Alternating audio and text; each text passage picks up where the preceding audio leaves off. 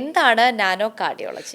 Nano cardiology എന്ന് പറഞ്ഞാൽ nano സാങ്കേതിക വിദ്യ ആർട്ടിഫിഷ്യൽ ഇൻ്റലിജൻസ് ഉപയോഗിച്ച് നമ്മൾ പ്രത്യേകിച്ച് ഇപ്പോൾ വരുന്ന ഹാർട്ട് അറ്റാക്ക് അങ്ങനത്തെ പല അസുഖങ്ങളെ ഇല്ലാതാക്കുക, വന്നവർക്ക് തന്നെ അത് 100% ട്രീറ്റ്മെൻറ്റ് കൊടുക്കുക. അതിന് നാനോ കാർഡിയോളജി എന്ന് പറയുന്നത്. അതിനുള്ള ഏറ്റവും വലിയൊരു ഉദാഹരണം ഞാൻ പറയാം.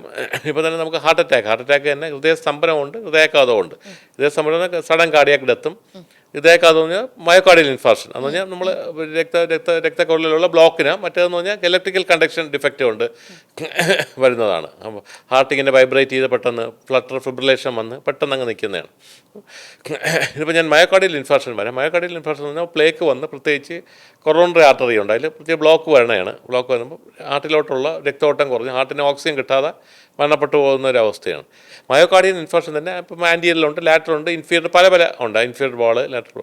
അപ്പോൾ അങ്ങനെ വരുന്ന വ്യക്തികൾക്ക് നമ്മളിപ്പം തന്നെ ഹാർട്ട് അറ്റാക്ക് വരുമ്പോൾ തന്നെ നമ്മളിപ്പം നാനോ ബോട്ട്സ് എന്ന് പറയും, നാനോ റോബോട്ട്സ്, 10⁻⁻⁻ നാനോ റോബോട്ട്സ്. ഇപ്പോൾ തന്നെ നാനോ ഗോൾഡ് ആയാലും നാനോ ഡയമണ്ട് ആയാലും അത്ര അത് നമുക്ക് പെട്ടെന്ന് തന്നെ നമ്മളത് ഇഞ്ചെക്ട് ചെയ്യും.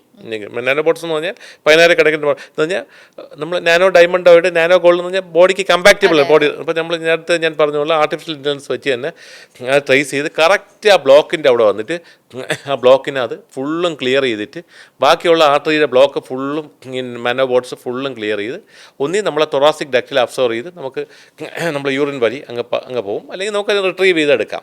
ഇതെല്ലാം ബോഡിക്ക് കമ്പാക്റ്റബിൾ ആണ്, നമ്മുടെ ബോഡിക്ക് കമ്പാക്റ്റബിൾ ആണ്.